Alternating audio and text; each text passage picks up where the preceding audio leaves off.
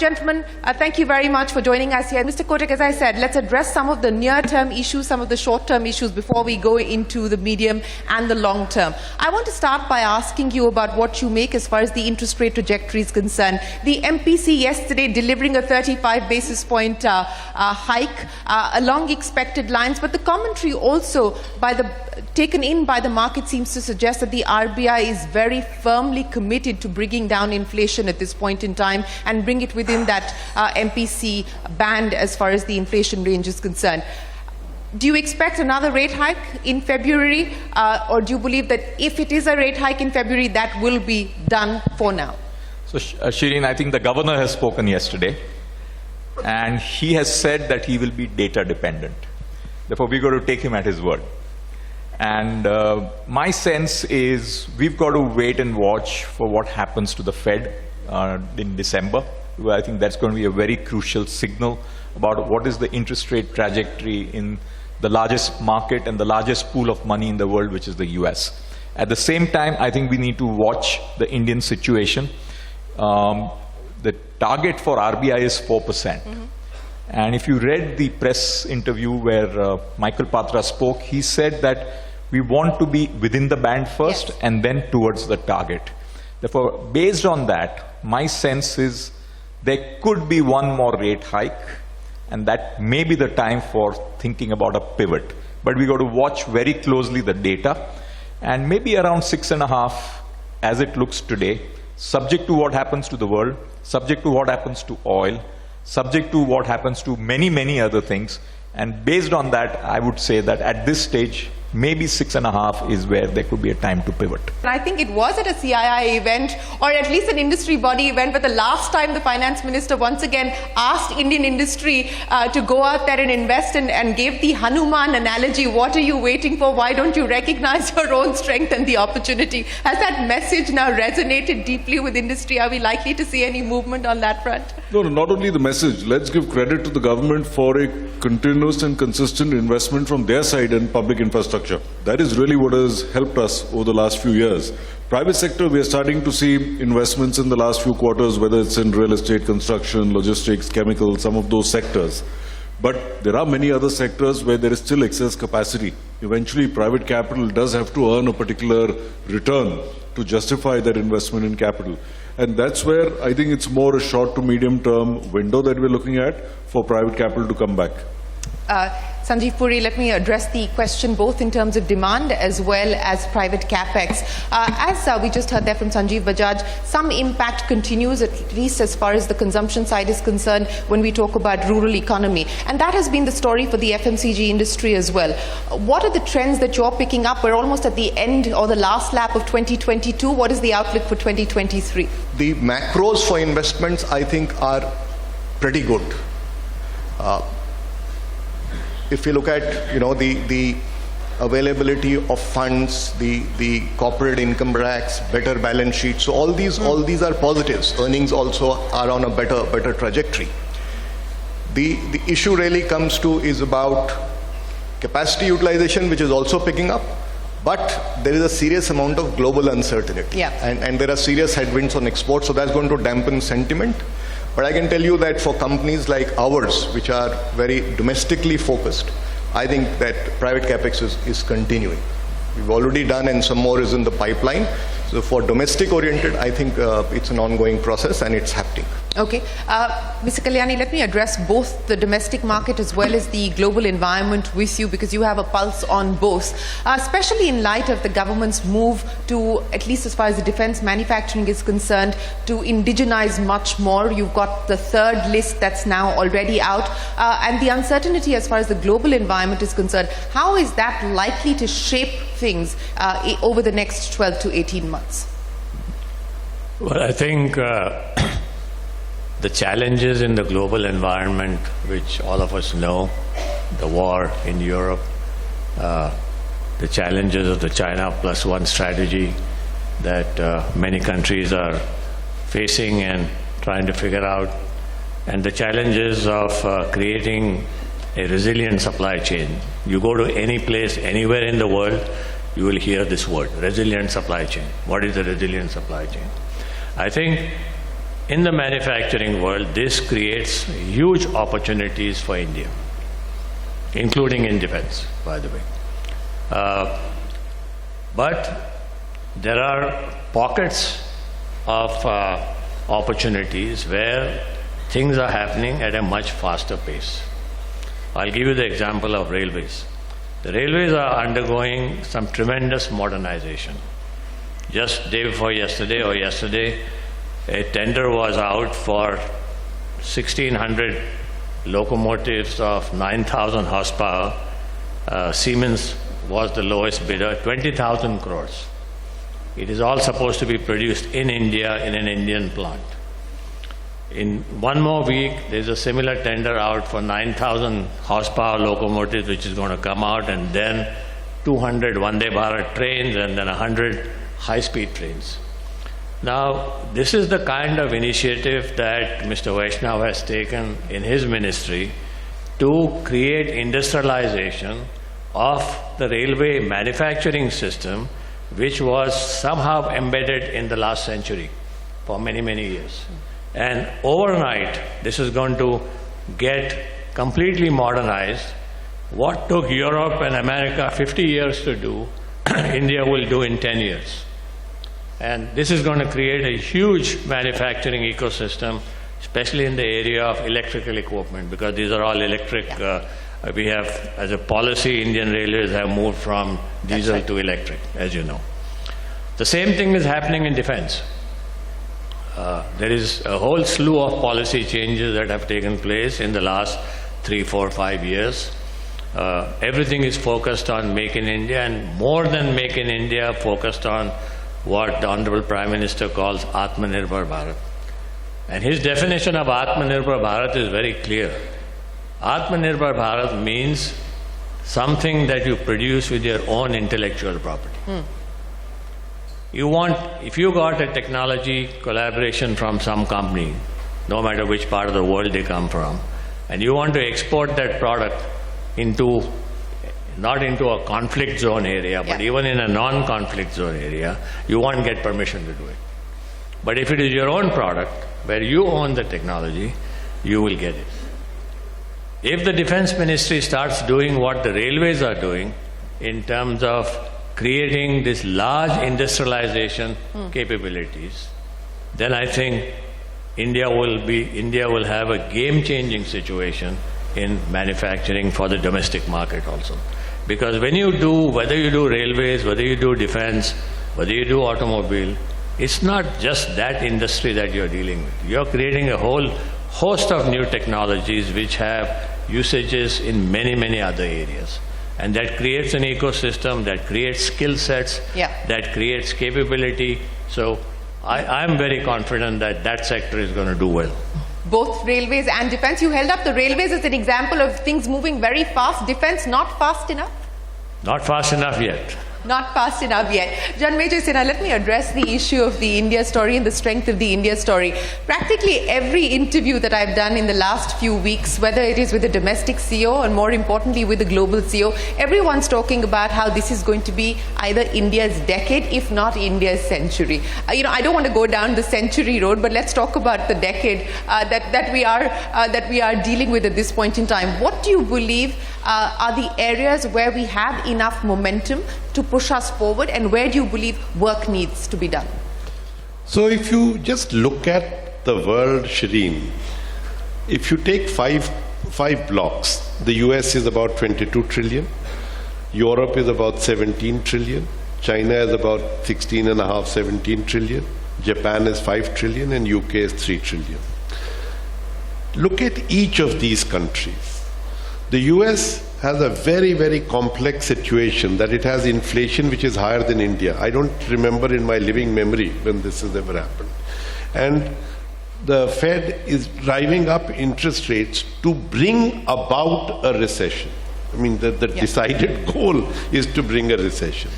Europe will slip into a recession in a month or two, with very high energy prices and with a complex situation that it's importing inflation because of oil prices, and not the US situation which is at $5 trillion of stimulus. Then you come to China, which is decided that, it's had enough of a run, and only thing that Xi Jinping wants to do is consolidate power. And so I hope he continues to consolidate power and create opportunities for India, because they are really have self-inflicted a goal which they are trying to unwind, and they're going to have a very hard time unwinding. Japan, the yen has gone down to 140. It's still not raised interest rates. So it's in a complex situation, and it's aging very rapidly.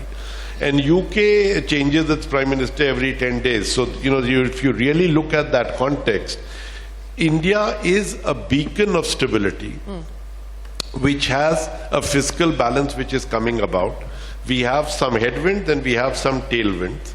But overall, everybody who looks has to say, if you have a country, which we will be the largest country in the world in terms of population, we have started to grow, we have started to have a market size, what I call the Indonesia of India. So if you take 50 million Europeans, 400 million Indonesians at $10,000, that in itself is very attractive for the world. And then we have, yes, oil prices going up, but if there is going to be a recession, the oil prices will moderate.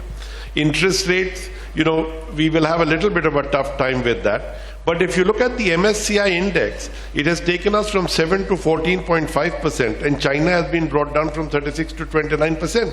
This means serious amounts of dollars are going to be coming towards India. What do we do with it? That's the question. We have some constraints which are there, which have to be addressed. But how do we take advantage of our many trends that are there is going to be what it will be on us. So if we don't take this decade, the only people we should say shame on is us.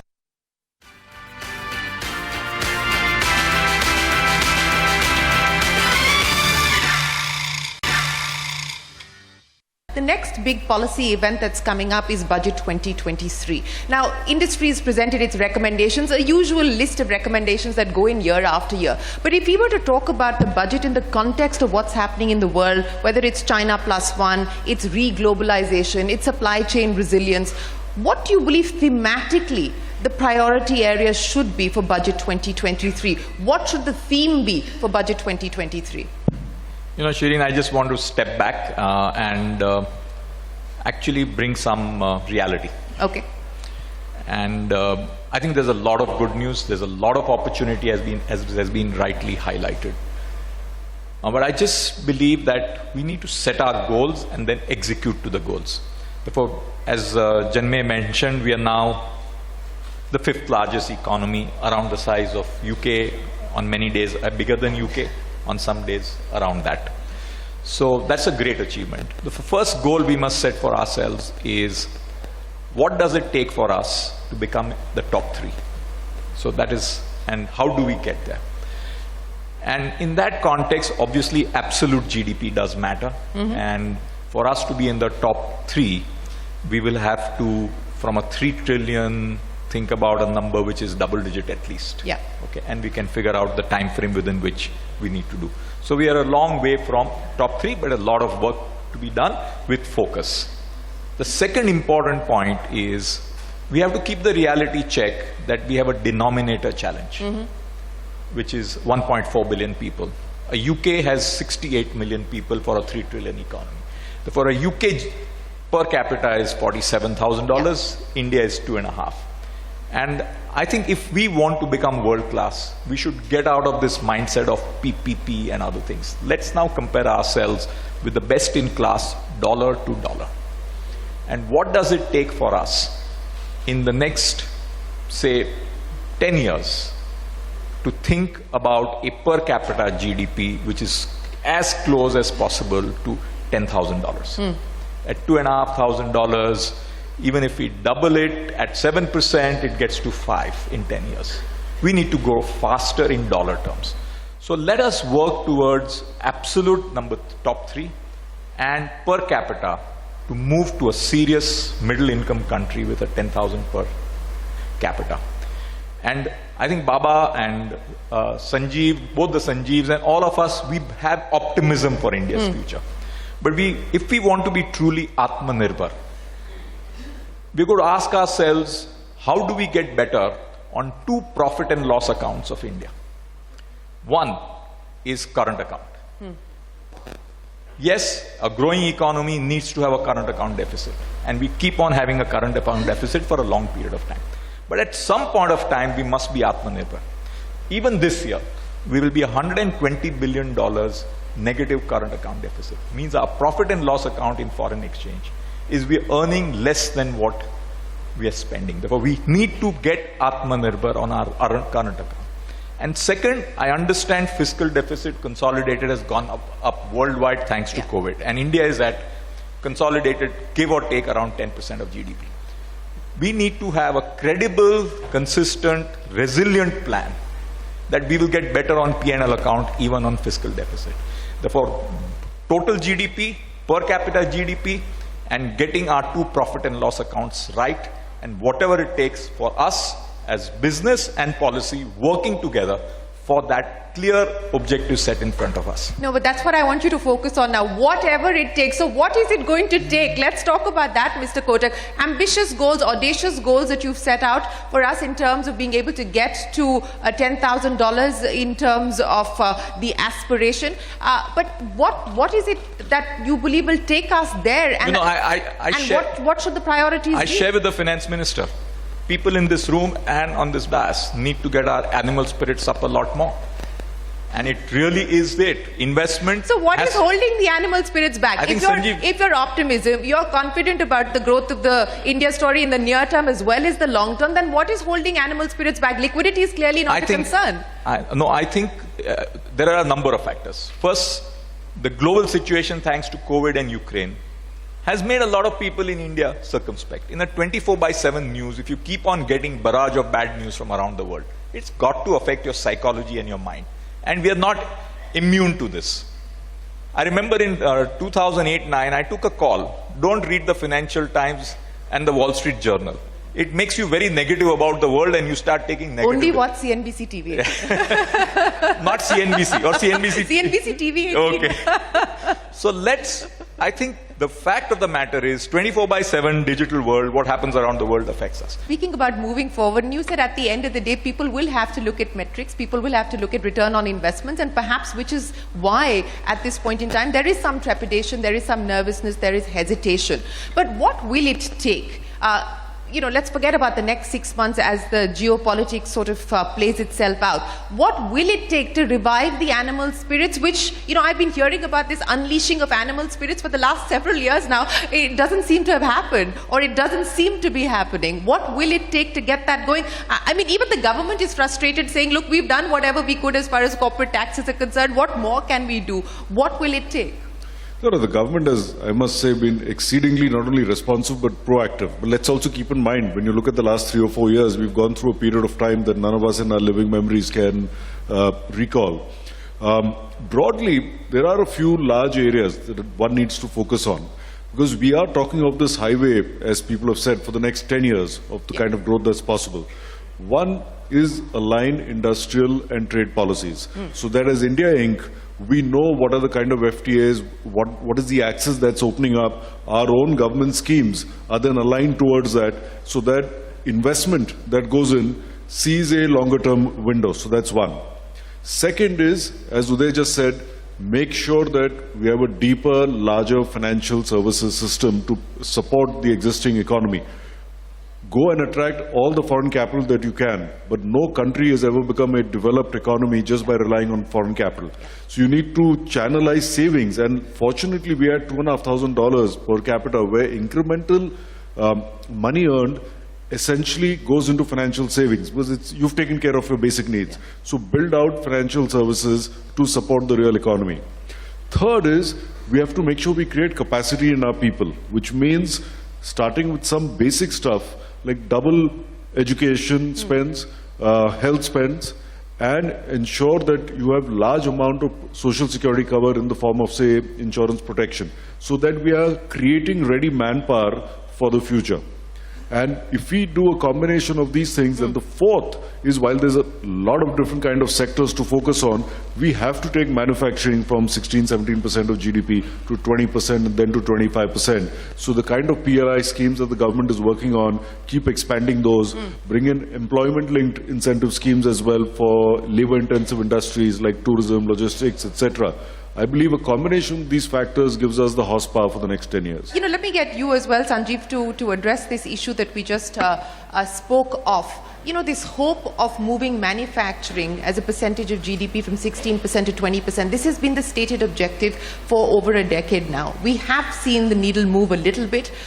Everyone's now talking about the fact that, look, the world needs to look at backup locations, backup options. The iPhone manufacturing will shift more and more towards countries like India. That's the expectation, that's the assumption, that's the bet. From a long-term perspective, from a 10-year plus perspective at this point in time, what are the unfinished pieces that need to be put on the table to ensure that this manufacturing story gathers momentum from here on? Okay. First of all, let me say that it is not merely backup. I would also say in the long term, we have to aspire for the center of gravity to shift. Right? It is the alternatives are going to certain places today, but those places don't have that capacity to be an alternative in the given geopolitical dynamic. So we can actually become the center of gravity. Now, I believe that a lot of policy interventions have happened. And all the policy interventions, many of them are absolutely in the right direction. It's about a lot of focus and looking at how we can accelerate the pace of execution. I think, for example, the investments on the Gati Shakti scheme and improving infrastructure so that there are efficiencies in the economy, that's a critical intervention. So how fast we can do it, that will certainly help us benefit from the opportunity that arises. How fast we can beef up the social infrastructure that Sanjeev alluded to. Yeah. I think all these are important enablers. From a policy perspective, they're all there. How do we ramp up and take it forward? But let me just add another dimension here, that whilst manufacturing is important, I think India has also to play to some other areas of strengths. See, demographics is a big strength for us. People are saying we'll be the workforce of the world, right? So what is it as far as the services economy is concerned, right? I know the IT services is doing well, it's galloping, it has shortage of skills, so, but we do have the resources who can be trained. But there are, other sectors also, and let me touch upon one sector, for example, tourism. So India has about, pre-COVID, we had about 11 million inbound tourists, right? A place like, one of the Disney worlds at various parts of the world, they have about 18 to 20 million tourists in a year. Right? Now, there are various estimates by industry bodies that we can ramp up that 11 million in 2047 to about 100 million. Yeah. And that today, the employment base, which is about 90 million, can go to 200 million. Ultimately, India has to also look at whatever trajectory of growth, of course, has to accelerate, but growth has to be inclusive, it has to be sustainable, and of course, resilient. Mr. Kotak, creating world-size and world-class companies out of India. A lot of companies, Indian companies, did look outside. We did some fairly large acquisitions. Many of those didn't turn out the way that was expected. There was also a down cycle globally that we saw. But what does the path to that look like? I mean, we talk about global trade, and share of India in global trade continues to be at between 2 and 3%. How do we ensure that we do create private sector companies that will be able to take a large part of global trade?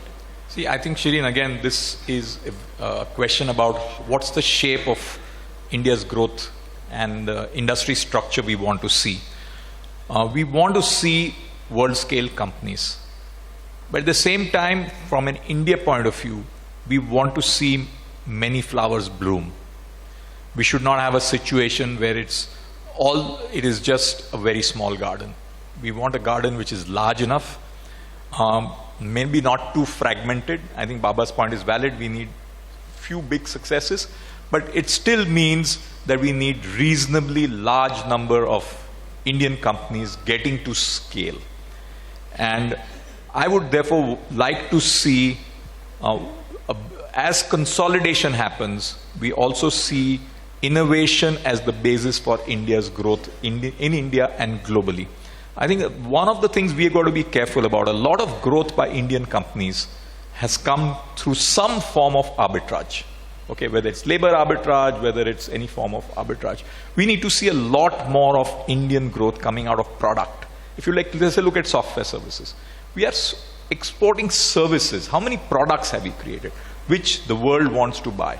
So I think our growth and approach to getting global has to be by ownership of IP rights, technology, innovation, product-led, not just arbitrage-led.